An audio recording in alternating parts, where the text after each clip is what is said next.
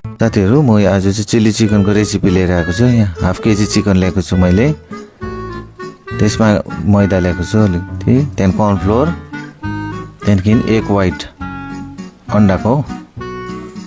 अन्त यो सबै कुराहरू मिक्स गरेको छु। यसलाई मिक्स गरे मजाले। त्यहाँदेखि अलिकति रेड कलर हालेको छु कलरको लागि यसको।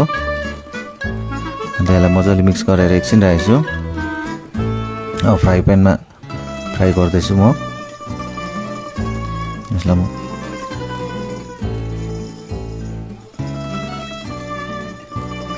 अन्त सबै चिकन हालेँ मैले। अन्त यसलाई मजाले चलाउँदैछु। यसलाई चलाउँदै पकाउनु पर्छ। स्टिम ठिकैको गरेर सबै फ्राई भइसक्यो। अब यसमा अनियन हाल्दैछु। काटेर सबै कुरा रेडी गरेर थियो अगाडि नै। फर्स्टमा यसलाई एकछिन चलाउनु पर्छ। यसलाई 2 मिनेट जस्तो पकाएपछि चाहिँ त्यो पछाडि जिन्जर गार्लिक यसलाई पनि एकछिन चलाएँ।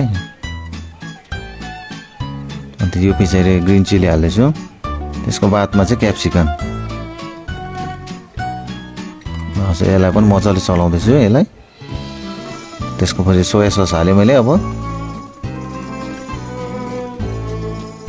सोया सस हालिसकेपछि चाहिँ मैले यो सेजवान सस हाल्दैछु।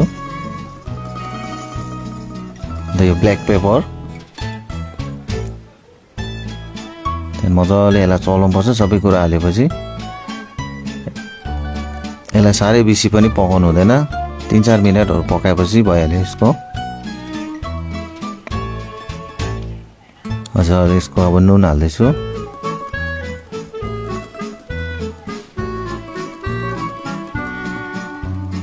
नुन हालेपछि अघि फ्राई गरेको चिकन पिसेसहरू त्यो पनि हाल्दैछु।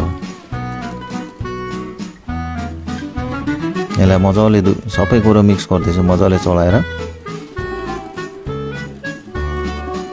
चिकन त अलरेडी पाकिसकेको थियो। यसलाई बेसी पकाउनु पनि परेन। अगाडि फ्राई भइसकेछ यसलाई।